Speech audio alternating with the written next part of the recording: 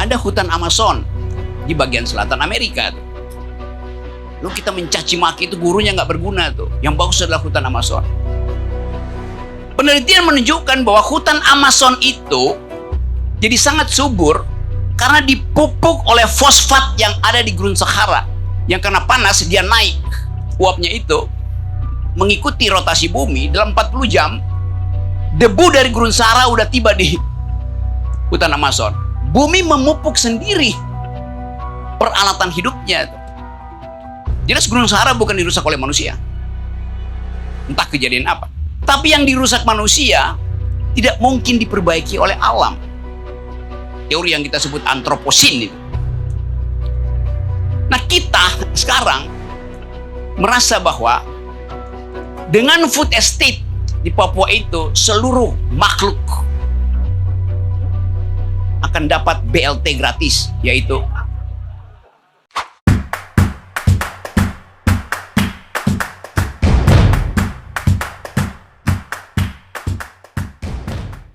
jadi bagus tadi dengan cara yang sangat bagus menambahkan satu bab bagus di buku itu. Uraian tadi itu bisa jadi satu bab di buku tadi itu. Saya lanjutkan aja dialektikanya itu. Apa yang bisa membatalkan epistemic kolonialisme itu? Ethical supremacy? Bukan. Yang bisa membatalkan epistemic kolonialisme adalah curiosity itu. Dan itu yang hilang dari bangsa ini, curiosity. Sekarang semua orang tanpa curiosity upload pertanyaan ke ChatGPT. Lalu ChatGPT mulai membaca algoritma dari bangsa ini bahwa mereka cuma ingin bertanya tanpa curiosity. Atau apa namanya? Satu lagi. Ya apalah itu yang WA. Meta AI. Jadi coba kita bikin refleksi bahwa ChatGPT itu juga adalah epistemic colonialism. Karena dia membaca, tidak ada countervailing argument untuk membantah ChatGPT. Tanpa kuriositas, kita hanya bertanya pada ChatGPT sama dengan status fufu-fafa, pura-pura faham. Itu yang terjadi. Jadi batalkan dulu kemalasan kita untuk mengunyah pertanyaan secara dialektis, baru kita bisa batalkan epistemic kolonialisme itu. Saya dulu kuliah di Fakultas Teknik, jurusan elektro. Awalnya saya kuliah Fakultas Teknik. Satu waktu saya masuk laboratorium, grup saya, pada waktu itu ada model mesin pesawat. Mungkin sumbangan dari Rolls Royce melalui Astra. Kita kutak-kutik, terbakar. Kita dihukum. Itu barang mahal. Kenapa kalian bakar? Loh, ini laboratorium tempat orang melakukan percobaan epistemik. Laboratorium disebut laboratorium kalau dia bisa dirusak. Itu namanya laboratorium. Jadi kita bikin percobaan tapi nggak boleh bikin kegagalan. Bagaimana caranya? Ya nonton aja kalau begitu. Jadi ini menunjukkan bahwa sistem pendidikan kita masih dikungkungi oleh kolonialisme epistem. Nggak boleh ini, nggak boleh itu. Ngapain? Ajak saya masuk laboratorium kalau saya tidak dibolehkan untuk mengeksplorasi seluruh kuriositas saya. Termasuk mencoba-coba dengan akibat rusak. Kenapa kita tidak bertumbuh? Karena kita takut melakukan kesalahan. Padahal ilmu pengetahuan tumbuh melalui rentetan fallibilism. rentetan kesalahan itu. Itu yang jadi kita. Akibatnya apa? Kita jadi penghafal, bukan jadi pembantah. Gitu. Mahasiswa mangut-mangut di depan dosen yang tolol. Supaya proposal disertasinya, proposal skripsinya itu diiyakan itu. Jadi itu mental kita. Kita masuk pada cara untuk menghasilkan perubahan dengan cara menonton. Tanah air paradoks. Paradoks itu bentuk singular dari para paradoks. Tanah air paradoks ada di Pantai Indah Kapuk sekarang.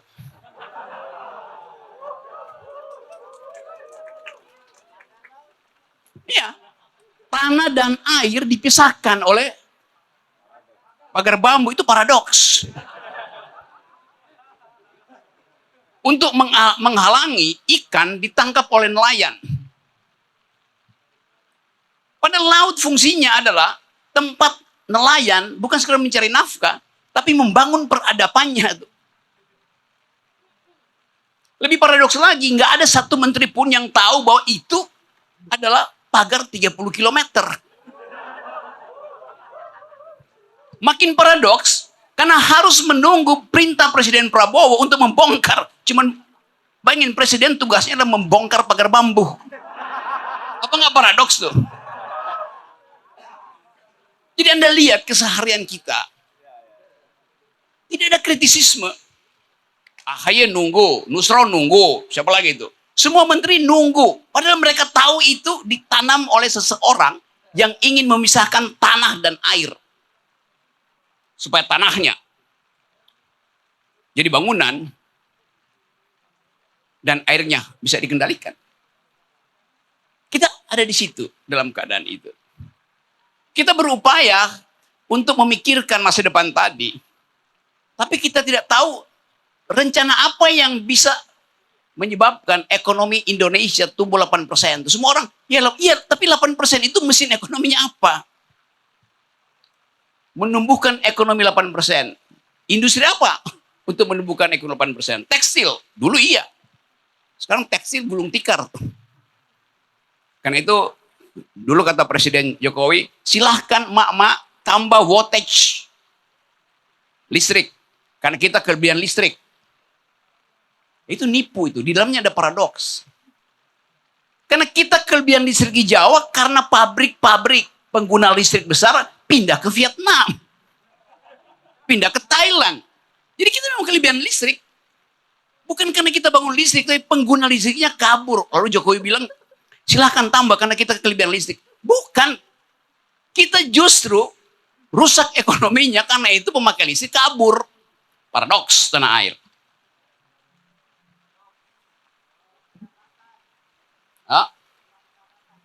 Kurang? Bukan kurang pendapatan, kurang makan siang bergizi.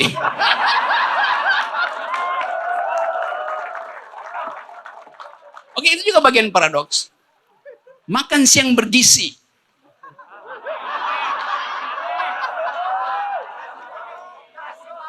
Diberi pada anak-anak. Sementara dosen dibatalkan insentifnya. Sementara guru gajinya dikurangi. Jadi Anda bayangkan, anak-anak itu makan siang bergizi, gurunya kekurangan gizi. Paradoks betul kan? Apa? Bapaknya dipajakin. Pajak itu adalah cara biadab untuk mempertahankan peradaban.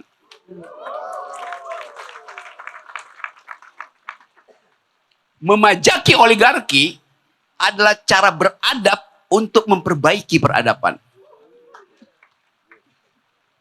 Itu yang kita tunggu.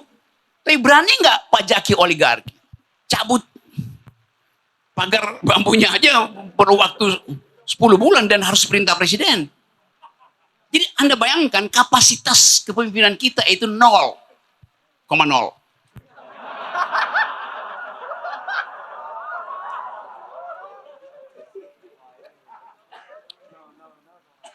kita coba bayangkan misalnya tadi soal lingkungan. Kita ikut semua pembicaraan tentang lingkungan, tapi tiba-tiba kita bikin food estate. Tiba-tiba akan ada 20 juta hektar sawit. Tapi pemerintah nanti akan tipu lagi rakyat yang sekolahnya cuma sampai kelas 7. Rata-rata pendidikan di Indonesia cuma sampai kelas 7, artinya nggak lulus SMP. Nanti akan dikasih foto, lihat dari atas. Tutupan hijau NKRI harga mati, makin lama makin banyak tutupan hijaunya. Dari atas satelit. Kalau kita zoom in, yang hijau itu adalah lapangan golf. It's paradox itu. Sawit. Bukan itu hijau yang dimaksud oleh ilmu lingkungan. Tidak ada diversity di situ. Karena semuanya monokultur. Jadi, kita mengucapkan sesuatu dengan membayangkan bahwa apapun yang diucapkan, dia akan masuk pada the very logic of paradox. Sekarang saya balik tadi. Bagaimana membatalkan paradoks itu? Apa yang mesti diucapkan? Apa yang mesti dimulai? Kita coba menumpang pada perubahan global. Makin lama, kita tahu bahwa tubuh biologis kita sedang berubah menjadi tubuh teknologis.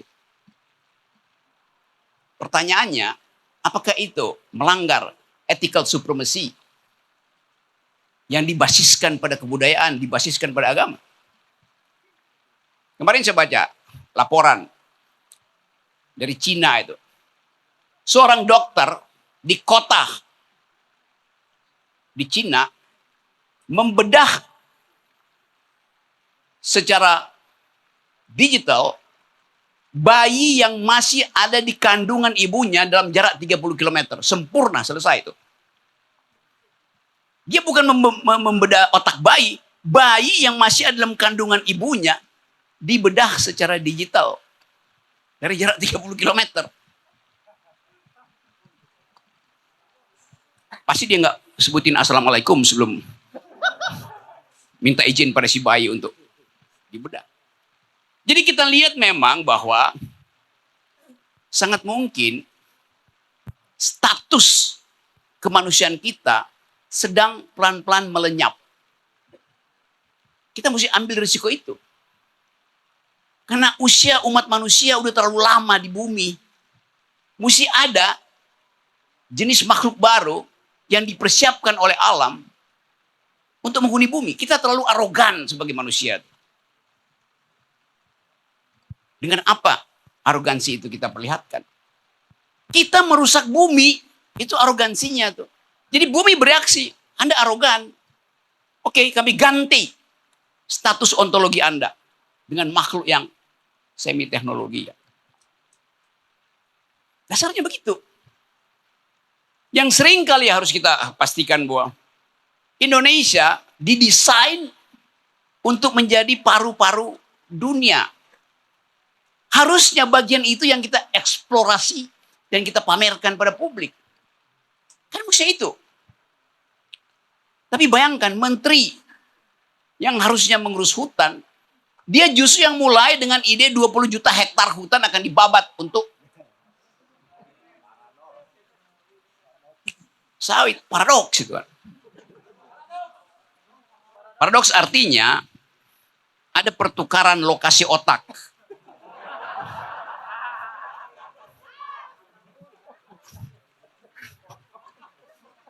Itu namanya paradoksan. Kalau bumi merusak dirinya sendiri, dia punya cara untuk memperlihatkan kontinuitasnya. Kalau bumi, yang sering beberapa kali saya terangkan di beberapa tempat. Ada gurun Sahara di bagian selatan Afrika. Sejajar dengan itu, ada hutan Amazon di bagian selatan Amerika tuh.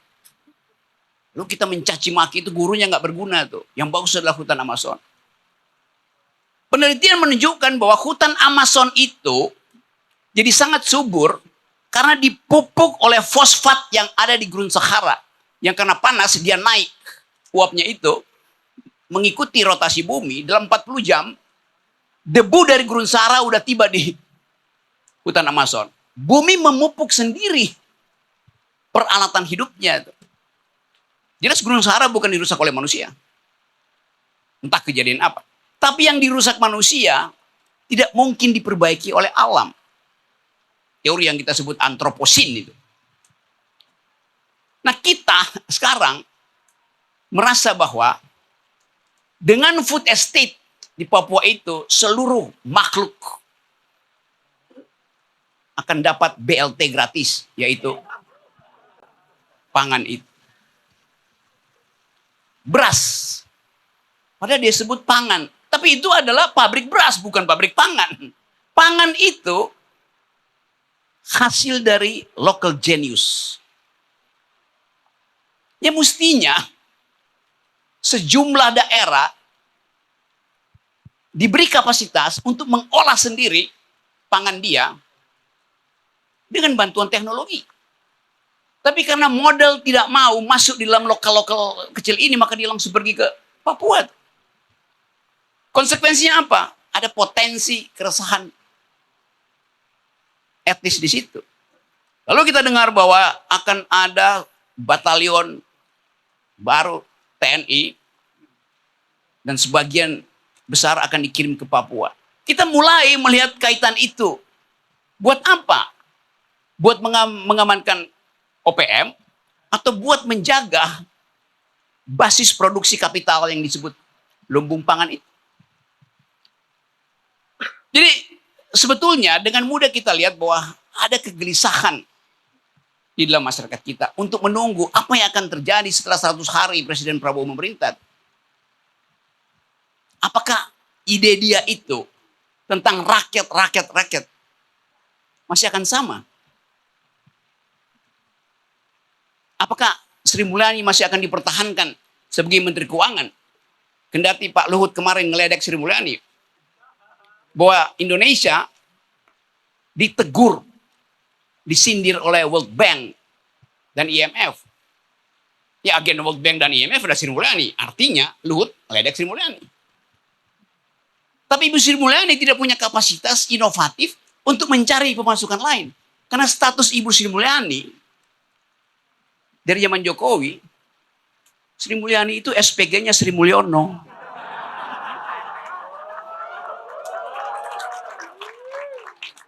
Ya, tugas SPG adalah memasarkan, bukan berinovasi.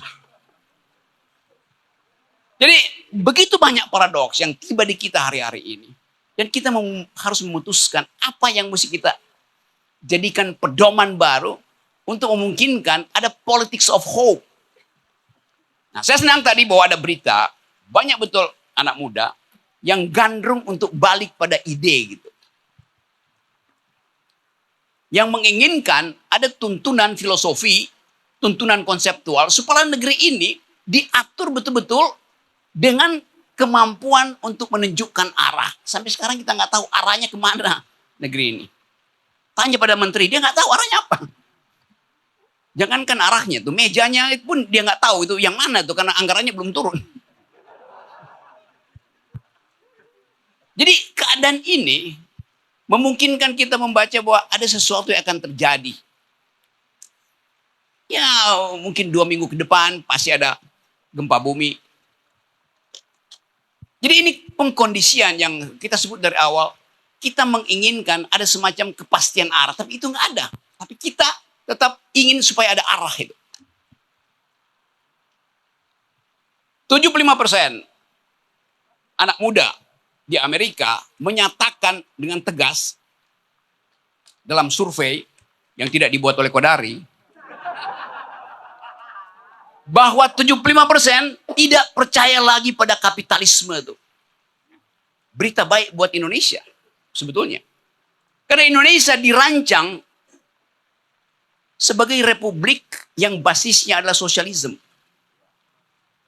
Kemanusiaan yang adil dan beradab basis dari sosialisme.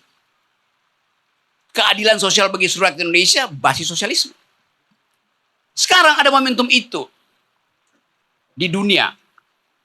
Juga kita lihat semua pembicaraan di dunia sekarang mengarah pada posisi-posisi baru, yaitu anti pertumbuhan, degrowth. Nah, mestinya ide semacam ini dijadikan mata kuliah dasar di semua universitas. Tapi dosennya nggak mau ngajar lagi. Karena dia belum dibayar.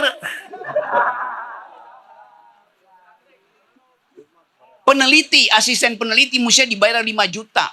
Profesor mestinya dibayar 20 juta. Janji dari Jokowi sejak 2018. Sekarang nggak ada uang. Dia nggak dibayar. Dia mau riset apa di situ kan? Mudah-mudahan semua mereka tahu bahwa ada perkuliahan gratis di Taman Ismail Marzuki.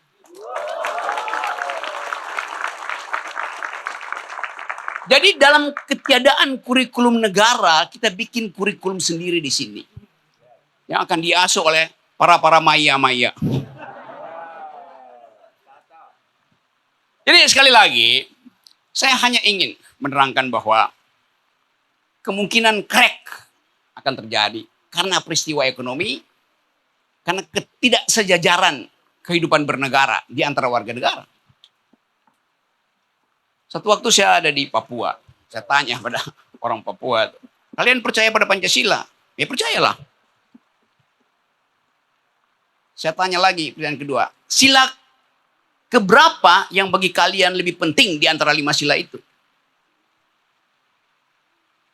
Dia lupa-lupa. Saya bilang, oke, sila pertama ketuhanan yang Maha Esa, sila kedua kemanusiaan, sila ketiga persatuan Indonesia, sila keempat kerakyatan, sila kelima keadilan sosial. Angkat tangan, hampir semua angkat tangan.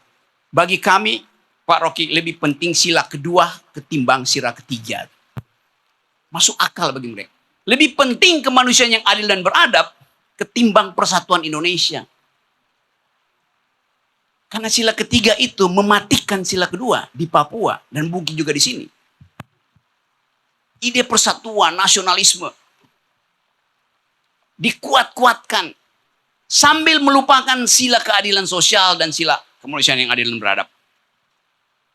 Padahal dunia lagi berubah dari ide persatuan in optima forma pergi pada sila tadi.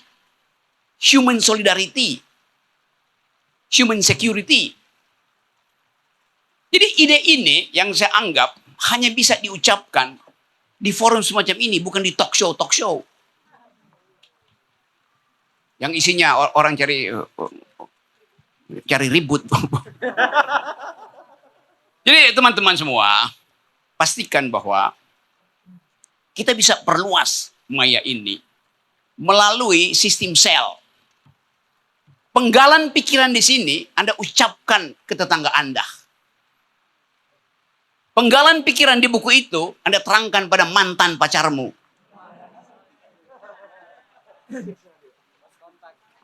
Supaya ada kesempatan balikan. Jadi ini kesempatan kita mengisi kekosongan ruang publik dengan ide. Kita tahu kalau terjadi keretakan sosial, terjadi gempa bumi politik, harus ada yang nampung eksesnya. Nggak ada. Partai politik pasti kabur semua tuh. Oligarki pasti siap-siap kalau ada kerusuhan. Semua private jet yang ada di Halim Perdana Kusuma udah siap-siap buat kabur.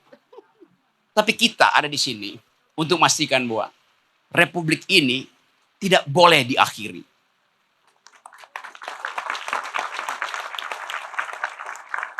Dan kita akan bertahan dengan peralatan pikiran. Salam akal sehat.